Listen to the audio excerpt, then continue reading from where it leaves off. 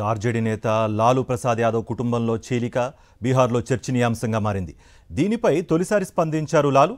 ఇది తమ కుటుంబంలోని అంతర్గత విషయమని పరిష్కరించుకుంటామని వ్యాఖ్యానించారాయన. సోమవారం కొత్తగా ఎన్నికైన ఆర్జేడీ ఎమ్మెల్యేల సమావేశం జరిగింది.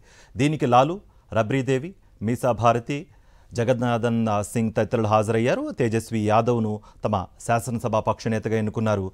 బీహార్ ఎన్నికలకు తేజస్వి చాలా కష్టపడ్డారని ప్రశంసించారు లాలూ. కుటుంబ సమస్యను తాను పరిష్కరిస్తానని స్పష్టం చేశారు. బీహార్ ఎన్నికల్లో ఆర్జేడీ ఘోర పరాజయం తర్వాత లాలూ కూతురు రోహిణి ఆచార్య కుటుంబం నుంచి బయటకు వచ్చేయడంతో మొత్తం వివాదం రాజుకుంది.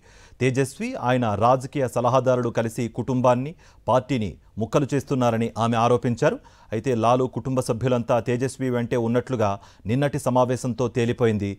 రోహిణి ఆచార్య దాదాపు ఒంటరిగా మిగిలారు. లాలూ పెద్ద కుమారుడు తేజ్ ప్రతాప్ యాదవ్ మాత్రం సోదరికి అండగా మాట్లాడుతున్నాడు. తమ తల్లిదండ్రుల పరిస్థితిపై దర్యాప్తు చేయాలని విజ్ఞప్తి చేశాడు.